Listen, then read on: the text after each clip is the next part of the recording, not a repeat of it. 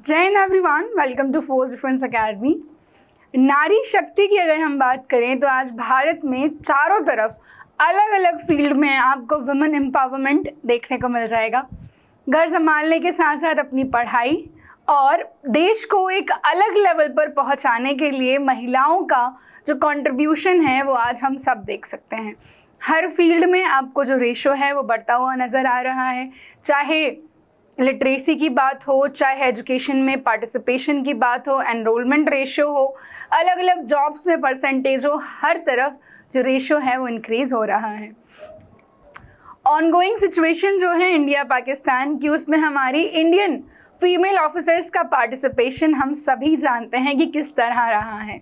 तो आज की वीडियो में हम जानेंगे कि किस तरीके से जो फीमेल कैडेट्स हैं, हमारे देश की जो आने वाली जनरेशन है, जो हमारी बच्चियां हैं, वो Indian army, Indian navy, Indian air force और जो भी अलग अलग हमारी आर्म फोर्सेस हैं उनको कैसे ज्वाइन कर सकते हैं। चलिए, सबसे पहले हम बात करने वाले हैं एनडीए की। आपको बता दूं, एनडीए में पहले फीमेल कैडेट्स की एंट्री नहीं थी, बट 2021 के बाद ये एंट्री फीमेल्स के लिए भी खोल दी गई है।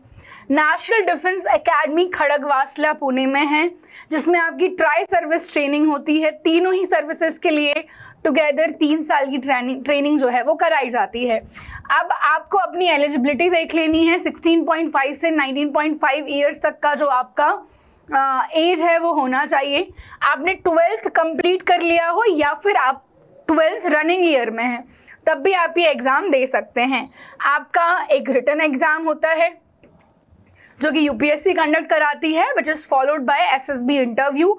फिर आपका एक मेडिकल टेस्ट होता है, फिर आपकी फाइनल मेरिट आती है।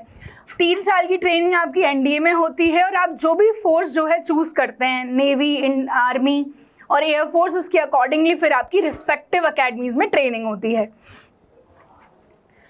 इसमें रिटन एग्ज़ाम जो यूपीएससी कंडक्ट कराता है, जिसमें मैथ्स का और जीएटी का एक पेपर होता है, इसमें जीके और इंग्लिश दोनों ही आते हैं। फिर आपका एसएसबी होता है 5 डेज़ का, देन आपका मेडिकल टेस्ट, फिर इसके बाद आपकी मैरिट और फिर आपकी ट्रेनिंग। ठीक है, अब आप याद रखिएगा, जो इंडियन मिलिट्री एकेडमी है वहाँ पर 1 साल की ट्रेनिंग अलग से होती है, 3 साल की ट्रेनिंग एनडीए में होने के बाद, और you will be commissioned as lieutenant. ठीक है, तो यहाँ पर फीमेल्स को एंट्री सिर्फ आर्मी में दी जा रही है, ये ज़रूर याद रखें। UPSC CDS OTA entry, combined defence services जो एग्ज़ाम वापस से यूपीएससी ही कंडक्ट कराता है, it is for short service commission. इसमें जो एलिजिबिलिटी है उसमें आपकी बैचलर्स डिग्री होना चाहिए या फिर आप अपनी यूजी यानी कि बैचलर्स डिग्री के रनिंग ईयर में भी ये एग्ज़ाम दे सकते हैं। एज जो है 19 से 25 होना चाहिए। एग्ज़ाम यूपीएससी कंडक्ट कराता है। फिर इसमें एसएसबी होता है। शॉर्ट सर्विस कमीशन 10 साल का मिलता है और जो कि 14 ईयर्स तक एक्सटेंड किया जा सकता है।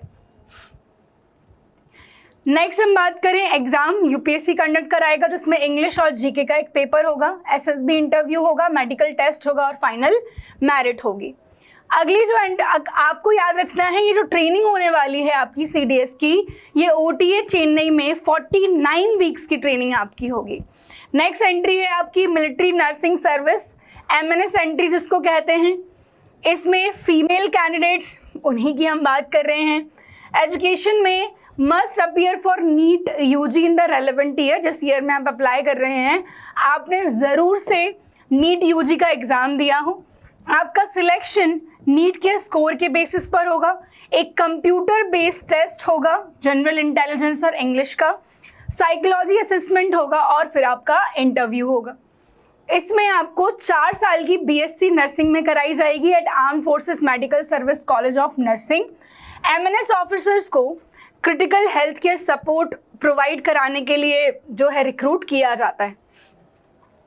सिलेक्शन प्रोसेस मैंने आपको बता दिया है कि नीट यूजी स्कोर के आधार पर, और एक जनरल इंटेलिजेंस टेस्ट होने वाला है और एक इंग्लिश का टेस्ट होने वाला है।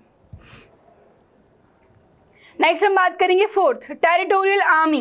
The territorial army offers a unique opportunity to serve the nation while maintaining civilian career.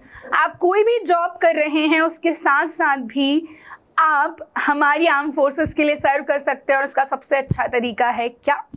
हमारी टेरिटोरियल आर्मी, रिसेंटली नोटिफिकेशन भी आया है। एज है इसकी 18 से 42 years. Graduation from any university. आप अपने एम्प्लॉयमेंट के साथ साथ इसके लिए परस्यू कर सकते हैं। एक रिटन एग्जाम होगा जिसमें आपका फिर एक SSB इंटरव्यू भी होने वाला है। Selection process, exam which covers reasoning, maths, English and general knowledge. SSB interview जो रिटन एग्जाम निकाल लेते हैं उनके लिए होता है। मेडिकल टेस्ट है, फिर मेरिट लिस्ट है, और फिर ट्रेनिंग 1 से 2 महीने की ट्रेनिंग जो है कराई जाती है टेरिटोरियल आर्मी बटालियंस में। SSC tech entry for women with engineering background, इसमें आपको शॉर्ट सर्विस कमीशन मिलता है और इसकी एलिजिबिलिटी में आपका जो एज है वो 20 से 27 ईयर्स होने वाला है। अगर नोटिफिकेशन में कुछ रिलैक्सेशन है तो वो आप नोटिफिकेशन के समय देख सकते हैं। BE या BTech की डिग्री ज़रूरी है इंजीनियरिंग की स्ट्रीम में। फिर वही आपकी शॉर्ट लिस्टिंग होगी, आपकी जो यहाँ पर रिटर्न एग्जाम नहीं हो रहा है, याद रखना। शॉर्ट लिस्टिंग होगी आपकी परफॉर्मेंस के बेसिस पर, फिर SSB होगा, फिर वही आपका मेडिकल होगा एंड मेरिट लिस्ट आएगी। Next is NCC special entry, national cadet corps special entry scheme. इसमें आपको जो एज है वो 19 से 25 होनी चाहिए। Bachelor degree with minimum 50% marks. NCC requirement 2 से 3 साल की सीनियर डिवीजन या wing with C certificate. Selection shortlisting होगी, फिर इसके बाद आपका SSB इंटरव्यू होगा, फिर मेडिकल, फिर आपकी मेरिट लिस्ट। ट्रेनिंग आपकी OTA चेन्नई में होगी जो कि 49 वीक्स की होगी and you will be commissioned as lieutenant. Short service commissioning यहाँ होने वाली है। अगली है जैग एंट्री, जज एडवोकेट जनरल। इसमें हम एलिजिबिलिटी की बात करें तो LLB की डिग्री होना चाहिए विद 55% मार्क्स। एडिशनल रिक्वायरमेंट में क्लैट का PG स्कोर जो है उस ईयर का वो भी इसमें ज़रूरत होती है उसकी। Professional status eligible for registration as an advocate with bar council. आपका बार काउंसिल के साथ रजिस्टर्ड होना बहुत ज़रूरी है। फिर आपकी शॉर्ट लिस्टिंग होगी, SSB इंटरव्यू होगा, फिर मेडिकल होगा and then final merit. OTA Chennai में आपकी ट्रेनिंग होगी और you will be commissioned as lieutenant in the JAG branch. ये भी शॉर्ट सर्विस कमीशन होने वाला है। Next is army medical corps AMC entry. इसमें education MBBS from a recognised medical college. Selection होने वाला है नीट स्कोर के बेसिस पर। Entry to arm forces medical college. Direct entry MBBS with internship completion. फिर आपकी अंडर ग्रेजुएट डिग्री के लिए जो अंडर ग्रेजुएट एंट्री है उसके लिए आपका नीट UG स्कोर में बेस शॉर्टलिस्टिंग होने वाली है, जिसके बाद आप AFMC पुणे ज्वाइन कर सकते हैं। पोस्ट ग्रेजुएशन के लिए आपको AMCS, अगर आप पोस्ट ग्रेजुएट हैं तो कमीशनड होंगे आप AMCS captain, army medical college में captain. Direct MBBS entry post internship आप DGA FMS नोटिफिकेशन के थ्रू अप्लाई कर सकते हैं। मेडिकल बोर्ड आपका इंटरव्यू लेगा, मेडिकल फिटनेस जो स्टैंडर्ड्स हैं वो आपके मेजर किए जाएंगे, फिर आपकी ट्रेनिंग होगी लखनऊ में। Battlefield medicine, military law drills और एज अ कैप्टन आपकी कमीशनिंग होगी। Army dental corps eligibility must not have attend 45 years. BDS किया हो आपने with minimum 55% marks in by any recognized institution. इसके बाद सेम जो है आपका कहना चाहिए प्रोसीजर रहने वाला है। आपके मार्क्स के बेसिस पर शॉर्टलिस्टिंग होगी, इंटरव्यू होगा, मेडिकल होगा एंड फाइनल मैरिट होगी। इसके बाद आ जाते हैं, हम अभी तक बात कर रहे थे आर्मी की, अब बात करेंगे एयरफोर्स की। तो एयरफोर्स के लिए एक तो सिंपली आपका AFCAT का एग्जाम होता है, एयरफोर्स कॉमन एडमिशन टेस्ट, जिसमें आपकी जो मिनिमम एज है वो फ्लाइंग ब्रांच 20 से 24 होना चाहिए। 60% marks minimum in maths and physics at 10+2 level and 60% in graduation या फिर आपका BTech होना चाहिए। फिर आपका वही रिटन एग्जामिनेशन होगा और SSB होगा। साथ ही साथ में ये क्या हो जाता है, हमारी फ्लाइंग ब्रांच टेक्निकल ब्रांच के लिए 20 से 24 साल की एज होना चाहिए। 50% मार्क्स देख लो, यहाँ पर क्या है 60 है, यहाँ पर 50% marks in maths and physics या फिर आपकी degree of engineering with 60% marks. ये एंड है, मतलब ये दोनों ही चीज़ें होना चाहिए। सिलेक्शन AFCAT रिटन एग्जामिनेशन, जिसमें बाद में आपका SSB होने वाला है। नॉन टेक्निकल ब्रांच के लिए सिंपली आपको ग्रेजुएशन चाहिए, किसी भी डिसिप्लिन से आपकी ग्रेजुएशन हो सकती है। फिर आपका जो एग्ज़ाम होता है उसमें GK, रीजनिंग, इंग्लिश और मैथ्स पूछी जाती है। इसके अलावा फिर आपका SSB होता है, फिर आपका मेडिकल और फिर आपकी मेरिट। नेक्स्ट हम अगर देखें, इसकी जो ट्रेनिंग है वो एयरफोर्स अकेडमी डुंडीगल में होती है।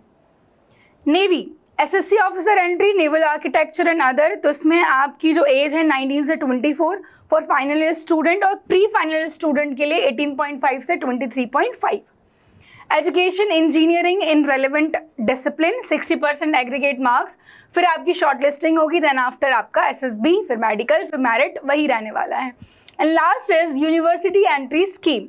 इसमें फाइनल ईयर ऑफ इंजीनियरिंग होना चाहिए, जिस किसी भी डिसिप्लिन की बात की जा रही है उसमें। फिर एकेडमिक परफॉर्मेंस के बेसिस पर आपकी शॉर्ट लिस्टिंग होगी, फिर कैंपस इंटरव्यूज़ होंगे जिसमें SSB होने वाला है। इसके बाद कैंपस इंटरव्यू, फिर SSB, फिर मेडिकल टेस्ट और फिर फाइनल मेरिट लिस्ट। तो आज हमने 12 ऐसी एंट्रीज़ की बात की है जिनके थ्रू जो फीमेल कैडेट्स हैं वो हमारी आर्म फोर्सेस को ज्वाइन कर सकते हैं। सबसे ज़्यादा अपॉर्चुनिटीज़ हमारे पास आर्मी में हैं, कुछ में आपको रिटर्न एग्ज़ाम देने हैं, कुछ में रिटर्न एग्ज़ाम नहीं देने हैं। तो अगर आप एलिजिबल हैं, आई पर्सनली रिकमेंड यू कि आपको डेफिनेटली ज्वाइन करना चाहिए। तो वीडियो को ज़्यादा से ज़्यादा शेयर कर दें उन सभी के साथ जिनका कभी सपना रहा है डिफेंस फोर्सेस में जाना। कई बार ऐसा रहता भी है, पता नहीं होता कि हमने ये कोर्स कर लिया, अब हम जा सकते हैं या नहीं जा सकते हैं, बट ये वीडियो देखने के बाद सब कुछ क्लियर हो गया होगा। वीडियो को ज़रूर शेयर करें, लाइक करें, और चैनल पर नए हैं तो सब्सक्राइब ज़रूर करें, क्योंकि ऐसे ही इंपॉर्टेंट अपडेट्स आपको मिलते रहेंगे। हम मिलेंगे नेक्स्ट वीडियो में, तब तक के लिए बाय बाय एंड जय हिंद एवरीवन। Thank you.